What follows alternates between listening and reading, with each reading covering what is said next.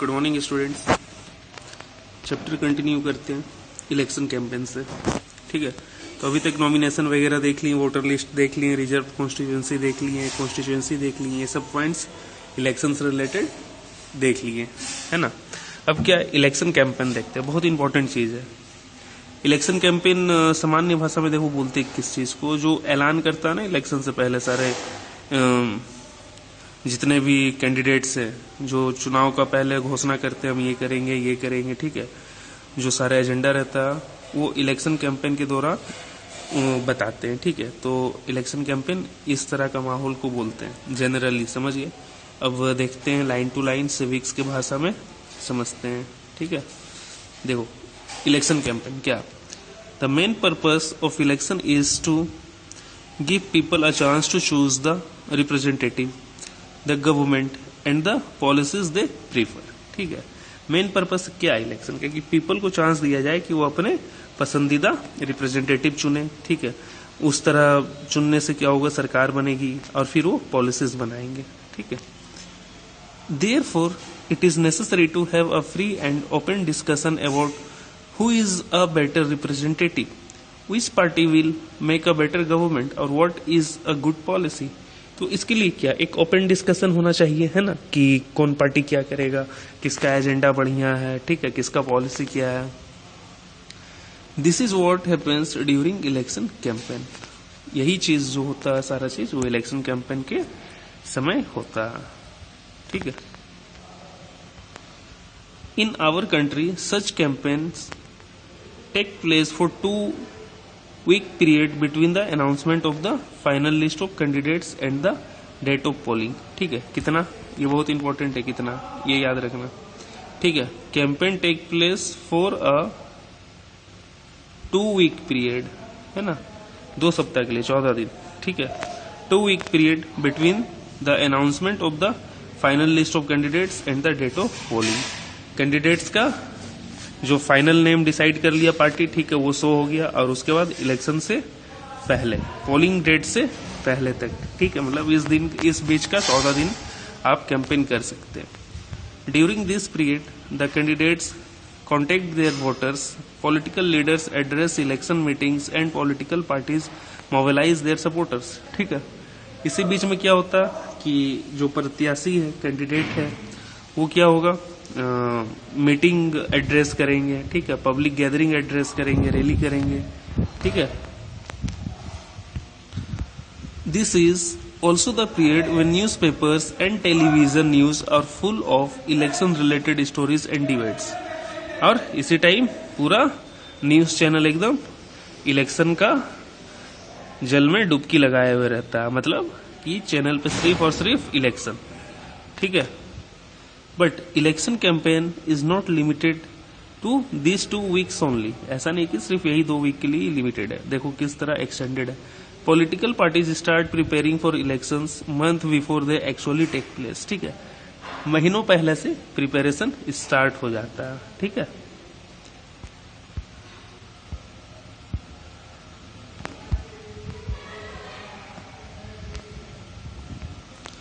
In election campaigns, political party try to focus public attention on some big issues। ठीक है, बड़ा बड़ा issue की तरफ जो है पब्लिक का अटेंशन डाइवर्ट करना चाहते हैं, है ना।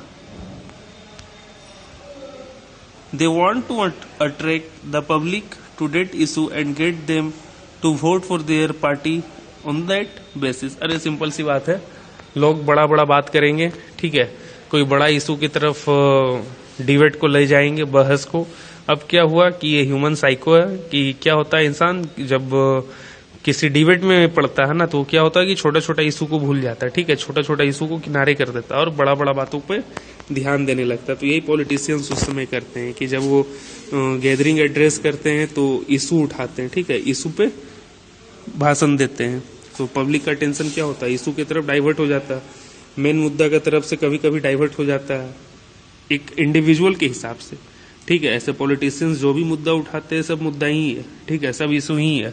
बट क्या होता, आप जो अपना कंसर्न में है, ठीक है, आप अपने हिसाब से फिर नहीं कर पाते। उसमें क्या है कि पॉलिटिशियंस आपको कन्विंस करना चाहते हैं, ठीक है, पॉलिटिशियंस आपको कन्विंस करना चाहते हैं कि ये काम बढ़िया, ये काम बढ़िया है, ठीक है। आपका जो पॉइंट ऑफ व्यू रहता है वो कहीं ना कहीं पीछे छूट जाता है। देन आगे, let us look at some of the successful slogan given by different political parties in various elections. ठीक है, कुछ स्लोगन्स को देखते हैं। पहला, कांग्रेस पार्टी, ठीक है, भाई इंदिरा गांधी। कौन सा स्लोगन? गरीबी हटाओ, remove poverty, in the Lok Sabha election of 1971। 1971 के इलेक्शन में इंदिरा गांधी जी, ठीक है, क्या स्लोगन थी? गरीबी हटाओ। The party promised to reorient all the policies of the government to remove poverty from the country. ठीक है, देन फिर save democracy was the slogan given by Janata Party under the leadership of Jayaprakash Narayan ji, है ना, जयप्रकाश नारायण जी के नेतृत्व में जब जनता पार्टी जो थी, ठीक है, जनता पार्टी जो थी, ठीक है, वो जयप्रकाश नारायण के नेतृत्व में लोकसभा का इलेक्शन में क्या नारा दिए? सेव डेमोक्रेसी, है ना, प्रजातंत्र को बचाओ। किस समय का इलेक्शन था ये? 1977। The party promised to undo the excesses committed during emergency and restore civil liberties. यहाँ पे जो पार्टी थी वो किस चीज को टारगेट कर रही थी, इशू बना रही थी? इमरजेंसी लगा था अपने कंट्री में इसका पहले, ठीक है, तो वो इमरजेंसी को टारगेट करके, ठीक है, ये आंदोलन लाए थे, सेव डेमोक्रेसी। ठीक है, ठीक है। अब इमरजेंसी जो है वो इंदिरा गांधी के टाइम में लगा था, ठीक है, और इमरजेंसी एक बहुत बड़ा टॉपिक है, ठीक है, इमरजेंसी बहुत बड़ा टॉपिक है, ये तुम लोग राइट डाउन कर लेना, स्कूल जब खुलेगा तब मेरे से बात करना इस टॉपिक पर, ठीक है, यहाँ पे नहीं तो टॉपिक से डाइवर्ट हो जाएंगे, या फिर अपने घर में पिताजी से पूछना, मम्मी से पूछना, दादाजी से पूछना, ठीक है, कि इमरजेंसी क्या था इंदिरा गांधी के टाइम में। ठीक है, बहुत लोग समर्थन करते हैं, बहुत कोई इसका आलोचना करते हैं, ठीक है, लेकिन सिविक्स के अनुसार से देखा जाए तो आलोचना ज़्यादा रहा है, अकॉर्डिंग टू सब्जेक्ट देखा जाए तो बहुत आलोचना रहा, ठीक है। तो उस समय जो था जनता पार्टी के जयप्रकाश नारायण जी वो सेफ डेमोक्रेसी का नारा दी। फिर आगे देखो एक नारा, the left front used the slogan of land to the tiller, land to the tiller in the West Bengal assembly election held in 1977। 1977 में क्या हुआ? वेस्ट बंगाल में जो इलेक्शन हो रहा था ना, वहां पे लेफ्ट पार्टी क्या होता है समझो? लेफ्ट पार्टी जो पॉलिटिकल पार्टी होता है वो दो पैरामीटर पर चलता है, एक लेफ्टिस्ट और एक राइटिस्ट, ठीक है। तो राइटिस्ट के यहाँ पे मैं कोई बात नहीं कर रहा हूँ, लेफ्टिस्ट का बात कर रहा हूँ, ठीक है, लेफ्टिस्ट का बात कर रहा हूँ। तो लेफ्टिस्ट क्या है? लेफ्टिस्ट पार्टी कौन सा होगा? सोशलिस्ट पार्टी, ठीक है, सोशलिस्ट। सोशलिस्ट मतलब, सोशलिस्ट का उत्पत्ति किसके नाम से समझते हो? हिस्ट्री में पढ़ाए थे, कार्ल मार्क्स, ठीक है। तो मार्क्स का विचारधारा पर जो पार्टी चलता है ना उसको लेफ्टिस्ट बोलते हैं, लेफ्ट पार्टी, ठीक है, लेफ्टिस्ट, ठीक है। तो वैसा जो पार्टी था एक्चुअली क्या वेस्ट बंगाल में ना लेफ्टिस्ट पार्टी ही चलता है ज्यादा, ठीक है, माओइस्ट पार्टी चलता है, ठीक है। टीएमसी है वो, है ना, बंगाल का पार्टी अभी जो ममता बनर्जी के पावर में, ठीक है। चलो देखो, तो वो क्या नारा दिए थे? लैंड ऑफ द टीलर, ठीक है, लैंड ऑफ द टीलर कहाँ का? वेस्ट बंगाल असेंबली से आया। फिर क्या एक नारा है? Protect the self respect of the Telugu, protect the self respect of the Telugu. ये कहाँ का स्लोगन था? यूज्ड बाय एनटी रामा राव, ठीक है, the leader of the Telugu Desam party, TDP जिसको बोलते हैं शॉर्ट में, ठीक है, Telugu Desam party in Andhra Pradesh assembly election in 1983। 1983 में आया, protect the self respect of Telugu, ठीक है, ये स्लोगन। तो इस तरह से देखिए स्लोगन्स डिफरेंट, हर एक पॉलिटिकल पार्टी का एक स्लोगन था, ठीक है। In a democracy, it is best to leave political parties and candidates free to conduct their election campaigns the way they want to. ठीक है, डेमोक्रेसी में क्या होता है कि जो पॉलिटिकल पार्टी है ना, ठीक है, और कैंडिडेट को उनको फ्री छोड़ दिया जाता है, आपको जैसे इलेक्शन कैंपेन करना है कीजिए, ठीक है, ठीक है. But it is sometimes necessary to regulate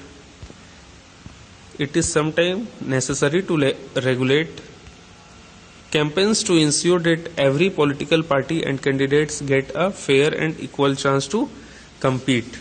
ठीक है, लेकिन ये भी इंश्योर करवाना होता है कि वहां पे जितना भी पॉलिटिकल पार्टीज है और कैंडिडेट है सब इक्वली compete करे, है ना. ऐसा ना हो कि कोई दूसरे का आवाज दबाए. ठीक है. According to our election law no party or candidate can. ठीक है, क्या क्या नियम है वो देखो, मतलब क्या क्या चीज होना चाहिए ड्यूरिंग द कैंपेन. ठीक है, उस पॉइंट पर ध्यान दे रहे हैं हम लोग. क्या किया है, ठीक है. According to our election law no party or candidate can bribe or threaten voters. ठीक है, वोटर्स को नहीं आप घूस दीजिए और नहीं डराना धमकाना है कि मुझे ही वोट दो नहीं तो टांग तोड़ देंगे, है ना, ऐसा नहीं करना. Appeal to them in the name of caste or religion. जाति और धर्म पे आप वोट नहीं मांग सकते. ठीक है. Use government resources for election campaign. ठीक है, गवर्नमेंट रिसोर्सेज को आप यूज नहीं कर सकते इलेक्शन कैंपेन के लिए. ठीक है, ठीक है, ठीक है. फिर आगे देखो, spend more than 25 lakh in a constituency for लोक सभा इलेक्शन और 10 lakh in the constituency in an assembly election.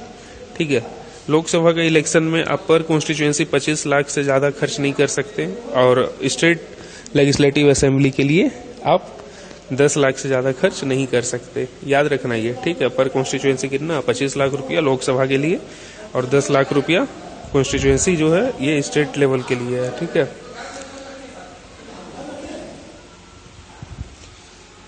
If they do so, their election can be rejected by the court even after they have been declared elected.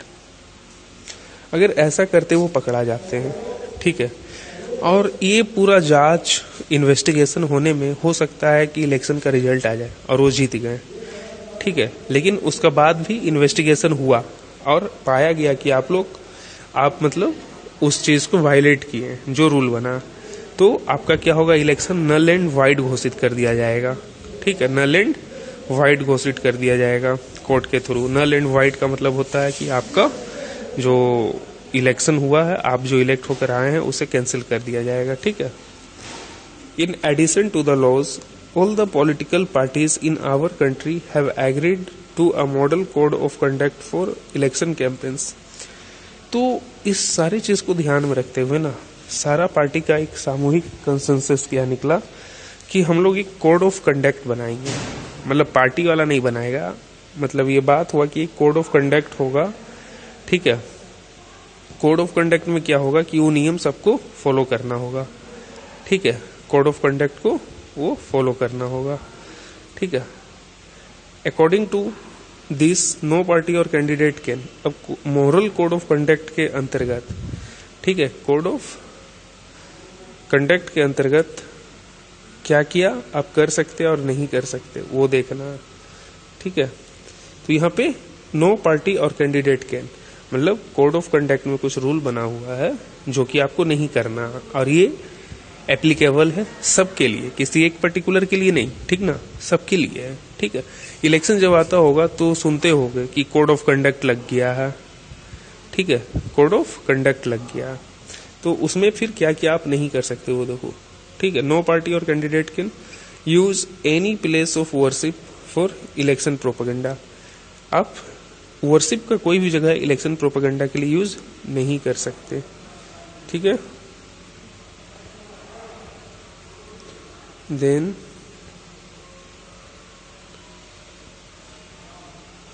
Use government vehicles, aircraft and officials for election. ठीक है, आप election के लिए सरकारी गाड़ी, plane और कर्मचारी को यूज नहीं कर सकते हैं. Okay. Once election are announced, एक बार इलेक्शन हो गया, ministers shall not lay foundation stones of any projects, take any big policy decision or make any promises by providing public facilities। ठीक है, अब क्या होगा कि once election are announced, एक बार इलेक्शन अनाउंस हो गया तो minister shell not lay foundation stone of any project, मतलब कि उस समय सरकार ना, ठीक है, किसी भी तरह का सरकार का कोई भी मिनिस्ट्री में किसी भी तरह का कोई नया प्रोग्राम या नया स्कीम स्टार्ट नहीं होगा, समझे। जैसे मान लो कि इलेक्शन होने वाला है, ठीक है, और सर्व शिक्षा अभियान पॉलिसी स्टार्ट करना, तो अब इलेक्शन के बीच में नहीं होगा, अब इलेक्शन का बाद होगा। इलेक्शन के बीच में कोई भी स्कीम नहीं, ठीक है, इलेक्शन के बीच में कोई भी स्कीम नहीं, ठीक है। वही लिखा हुआ कि स्टोन एनी प्रोजेक्ट, कोई भी मिनिस्टर जो है कोई भी फाउंडेशन स्टोन नहीं डालेगा प्रोजेक्ट के लिए, ठीक है। समझ गई है इलेक्शन कैंपेन क्या है। तो इलेक्शन कैंपेन क्या है, इलेक्शन कैंपेन है कि इलेक्शन जब आप कैंडिडेट के लिए कैंडिडेचर के लिए नॉमिनेशन फॉर्म भर देते हैं, ठीक है, और इलेक्शन होने से इलेक्शन डेट का पहले 14 दिन आप कैंपेन कर सकते हैं, अपना एजेंडा सारे से डिस्कस कर सकते हैं, सारे तक आप अपना प्रचार कर सकते हैं कि मेरा ये इशू है। अब उस कैंपेन के दौरान, उस प्रचार के दौरान एक सबके लिए जनरल कोड ऑफ कंडक्ट है कि सब कोई को एक गरिमा में रहकर, एक लिमिटेशन में रह के प्रचार अपना करना है, प्रचार प्रसार करना है। वो सारा लिमिटेशन अभी पॉइंट पॉइंट देख लिए, पढ़ लिए, तो यही इलेक्शन कैंपेन में होता है। अब समझ गए इलेक्शन कैंपेन क्या है, ठीक है, क्लियर हो गया। अब देखो क्या, polling and counting of votes. अब इलेक्शन कैंपेन्स हो गया। अब इलेक्शन कैंपेन के बाद क्या होगा, नेक्स्ट फेज इलेक्शन, ठीक है। जिस दिन आप वोट मारने जाइएगा, वोट का चोट है ना, जिस दिन आप वोट का चोट डालने जाइएगा, तो अब उसका बारे में बात करेंगे, polling and counting of votes आगे कैसे होता है, ठीक है। अब देखो अब क्या आगे, देखो क्या है। The final stage of an election is the day when the voters cast or poll their votes, ठीक है। जिस दिन आप वोट देने जाते हैं वो फाइनल डे होता है, ठीक है। Date is usually called the election day, उस दिन को क्या बोलते हैं, election day. Every person whose name is on the voters list can go to a nearby polling booth situated usually in a local school or a government office, ठीक है। ये सामान्य तौर पे कहाँ, सरकारी स्कूल या सरकारी ऑफिस में रहता है, ठीक है, polling booth. once the voter goes inside the booth, the election officials identify her, put a mark on her finger and allow her to cast her vote, ठीक है। जब आप अंदर गए, पोलिंग बूथ में गए, बताया था ना पिछले लेक्चर में क्या होता है कि पर्ची में आपका नाम रहता है, फिर आइडेंटिटी मिलाया जाता है, वही सारा प्रक्रिया हुआ। अब आपका आइडेंटिटी मिल गया, तब आपका हाथ पे निशान लगाया जाएगा। वही देखते रहिए, वोट देने के बाद सब फोटो खिंचवाता ना आजकल सेल्फी का ट्रेंड चला ना, वोट देने के बाद एकदम एक सेल्फी जरूरी है फेसबुक पे, ठीक है। तो वही वाला जो फोटो दिखाता है, उंगली पे जो फिंगर होता है उस पे इंक का जो दाग लगा हुआ रहता है, वैसा मार्क बना देता है, ठीक है। An agent of each candidate is allowed to sit inside the polling booth and ensure that the voting takes place in a fair way। और जो भी एजेंट होता है, ठीक है, कौन एजेंट, मतलब कि जो कैंडिडेट का एजेंट है, मतलब कि कैंडिडेट का एजेंट जो भी होगा, ठीक है, उसको पोलिंग बूथ का अंदर बैठने का जो होगा अधिकार दिया हुआ रहेगा कि आप पोलिंग बूथ का अंदर बैठिए और देखिए इलेक्शन फेयर हो रहा। तो ये सारे कैंडिडेट का जो एजेंट रहता है ना, सबको ये रहता है, ठीक है, सब कोई बैठ सकता है, बैठ के देख सकता है, ठीक है। हो गया यहाँ तक। फिर टॉपिक देखो क्या, एक बहुत अच्छा टॉपिक है, are the election too expensive for our country. बहुत तगड़ा टॉपिक है ये, ठीक है, समझेगा। Are the elections too expensive for our country, क्या इलेक्शन बहुत ही खर्चीला अपने देश के लिए। A large amount of money is spend in conducting election in India, समझे। For instance the government spent about 3,500 crore in conducting Lok Sabha election in 2014। सोच लो, 3,500 करोड़ रुपया खर्च हुआ बॉस लोकसभा इलेक्शन में 2014 में। सोच लो कितना पैसा, 3,500 crore. That works out to about ₹40 per person on the voters list. अगर वोटर लिस्ट के हिसाब पर हेड एवरेज निकाला जाए तो 40 रुपया पर पर्सन, ठीक है। मतलब कि हर एक पर्सन पे 40 रुपया खर्च हुआ, ठीक है। The amount spend by parties and candidates was more than what the government spend, ठीक है। ये सरकारी खर्चा, ठीक है। देखो लिखा हुआ गवर्नमेंट स्पेंड, है ना, गवर्नमेंट स्पेंड, ये सरकारी खर्चा हुआ, सरकार का खर्च हुआ पोलिंग अरेंजमेंट के लिए इतना, ठीक है। बट आगे देखना, ध्यान देना इस लाइन पे, the amount spend by parties, किससे, पार्टीज एंड कैंडिडेट्स, ठीक है, वाज मोर देन, ठीक है। मतलब 3,500 करोड़ से ज्यादा खर्च किया है। कौन किया? 3,500 करोड़ से ज्यादा खर्च पार्टीज और कैंडिडेट्स मिला के, ठीक है। गवर्नमेंट से भी ज्यादा खर्च किया है, ठीक है।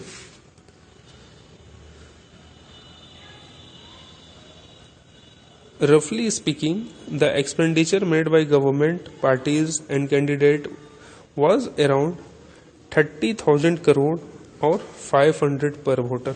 सोच लो, अगर सबको कलेक्टिवली रफली देखा जाए, एक रफ आइडिया लिया जाए, तो पर वोटर 500 रुपये खर्च हुआ है, पर वोटर 500 रुपये खर्च हुआ, ठीक है, ठीक है। इस तरह से इतना खर्च होता है। Some people says that elections are a burden on our people, ठीक है। कुछ लोगों का कहना है कि जो इलेक्शन है वो बर्डन है। That our poor country cannot afford to hold election once every 5 years. Let us compare this expenditure with some other figures, ठीक है। कुछ लोगों का कहना है कि ये बर्डन है अपना देश पे, क्योंकि इतना खर्च हमारा कंट्री बर्दाश्त नहीं कर सकता हर एक 5 साल पे, ठीक है, ठीक है। तो पिछला कुछ आंकड़ा से कंपेयर करते, पहले कितना खर्च हो रहा था, आस्ते आस्ते समय चेंज हुआ तो कितना खर्च बढ़ता चला गया।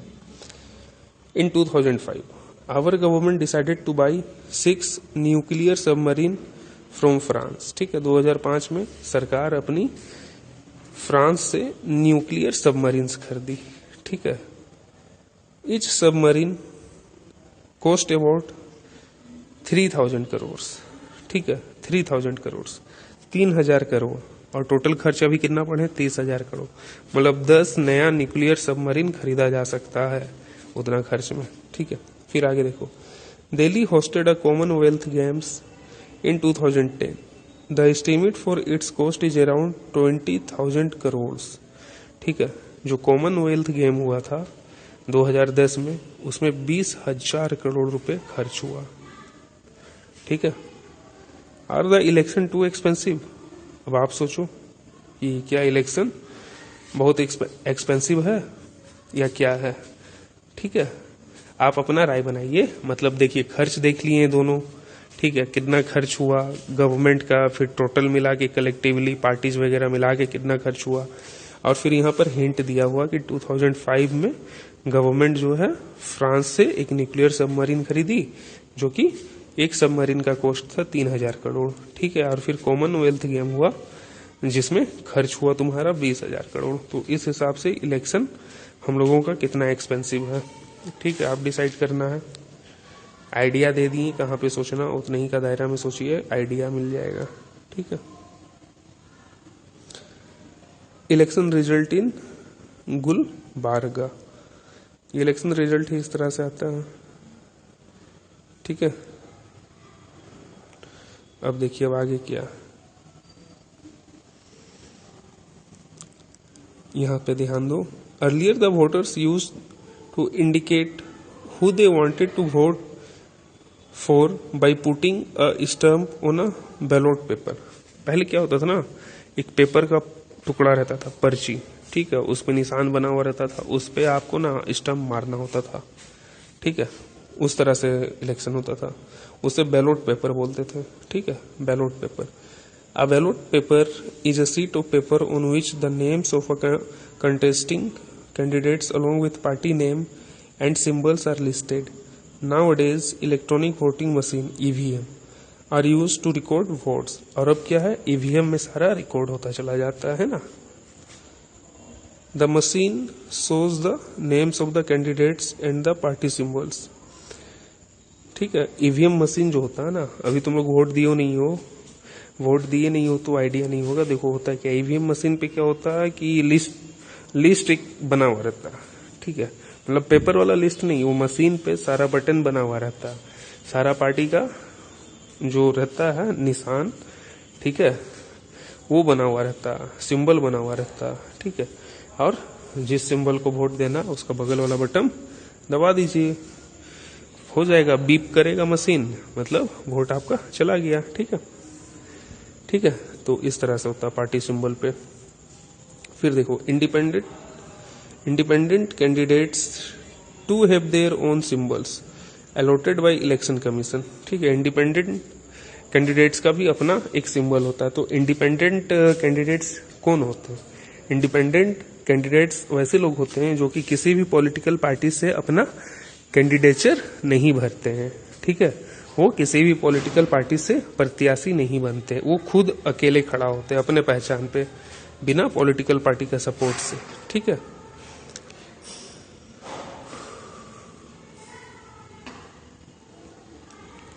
देखो, all that the voters has to do is to press the button against the name of the candidates she wants to give her vote.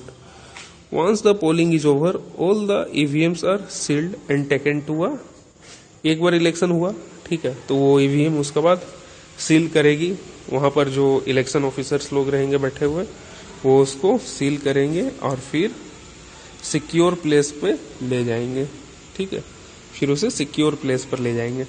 Actually क्या होता है कि सिक्योर प्लेस जो होता है ना, उसको बोलते हैं स्ट्रांग रूम, है ना, उसे बोलते हैं स्ट्रांग रूम। स्ट्रांग रूम में क्या होता है, बहुत सारा पुलिस फोर्स रहता है, सीआरपीएफ रहता है ना, पैरामिलिट्री का जवान रहता है बहुत सारा। वो लोग क्या करता है, उसका चौकीदारी करता है कि किसी तरह का हेर फेर ना हो ईवीएम में। ठीक है, तो जहां पर ईवीएम रखा जाता है ना, उसको बोला जाता है स्ट्रांग रूम। ठीक है,